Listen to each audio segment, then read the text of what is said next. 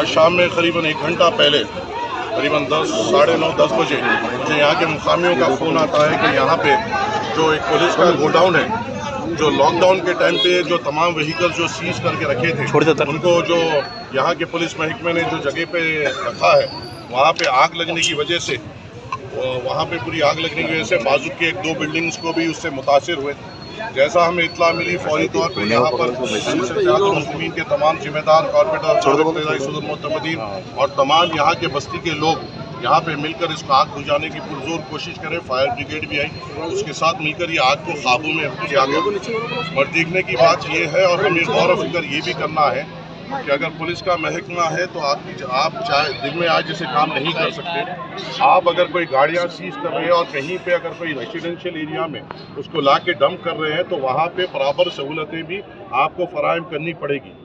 आज जो यहाँ पे गाड़ियाँ करीबन 2-2 साल 3-3 साल से जो रखी गई थी और एक गाड़ियों के कचरे का अंबार यहाँ पे महकमे की तरफ से बनाया गया था, आज कुछ हादसा की वजह से उन तमाम गाड़ियों में आग लगने की वजह से बाजुक के भी घरों को उससे खतरा आज हुआ था। और बहुत बड़ा अल्लाह का करम है और अल्हम्दुलिल्लाह यहाँ के बस्ती के मुकामी नौजवान और यहाँ के बहादुरों की ये बहादुरी का नतीजा है कि वो लोग ने फायर ब्रिगेड आने से पहले अपने अपने घरों से अपनी जान पे खेलते हुए इन आग को बुझाने में कोशिश की। और जब फायर ब्रिगेड आई और तमाम आए तो पूरी आग को काबू में लेने में हम कामयाब हुए। इस आग की वजह से यहाँ पे इलेक्ट्रिसिटी भी मुतासिर हुई है। इंशाल्लाह यहाँ पे इलेक्ट्रिसिटी के तमाम जिम्मेदार भी आ चुके हैं। फौरी तौर पे जैसा फायर ब्रिगेड फायर डिपार्टमेंट हमें क्लियरेंस देगा और डीआरएफ हमें क्लियरेंस देगा, इंशाल्लाह लाइट का काम भी फौरी तौर पे शुरू होगा। थोड़ी देर की तकलीफ होगी 1-2-3 घंटे की, मगर हम पुरजोर कोशिश करेंगे कि सहरी से पहले इंशाल्लाह लाइट भी फराहम यहाँ पे हो जा सके। और गौर फिक्र ये बात है, कल इंशाल्लाह मैं पुलिस महकमे से मिलूंगा और ये मैं गौर करने की कोशिश करूंगा कि नामपल्ली हल्के में ऐसे कहाँ पे गाड़ियों का डंप यार्ड है जो हमारे लिए खतरा है। अगर पुलिस महकमा ही अपनी जिम्मेदारी को बखूबी नहीं निभा सकता तो उनको भी ये जिम्मेदारी रोडों पे आके दूसरों से भी ये तवक्को नहीं रखनी चाहिए। पहले अपने घर को पूरी तरीके से साफ करते हुए अपने इदारों को जहाँ पे ये जैसे डम्प्स बने हुए उनको फौरी तौर पे क्लियर करना चाहिए। अल्लाह का शुक्र है आज कोई भी जानी नुकसान नहीं हुआ। कल खुदा ना खास्ता अगर यहाँ पे जानी नुकसान होता तो इसकी जिम्मेदारी कौन लेते थे? अगर यहाँ पे इन गाड़ियों की आग की वजह से अगर यहाँ पे किसी का फौत हो जाता तो उसकी जिम्मेदारी कौन लेते थे? फिर यहाँ के कोई मामूली से नीचे तबके के अहदेदारों को पकड़ के सस्पेंड करने से तो जान या माल वापस नहीं आता। ऐसे चीज़ों पे सख्ती से पुलिस महकमे को या कोई भी महकमे को इक़दाम लेना चाहिए।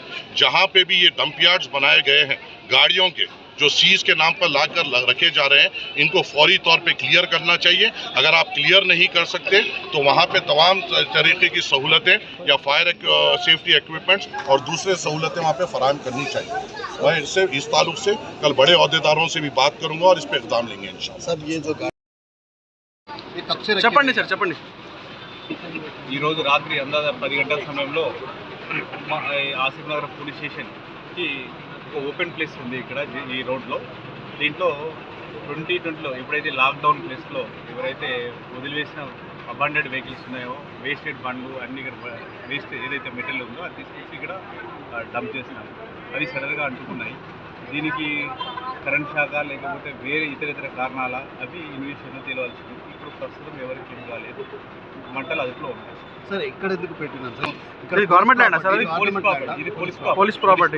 దాదాపు ఎంత బండి ఏదైతే వేస్ట్ మెటీరియల్ అబాండెడ్ వెహికల్స్ దాదాపు ఎంత బండి 40 దాకా మొత్తం 2 వీలరా సార్? మొత్తం థ్యాంక్ యూ.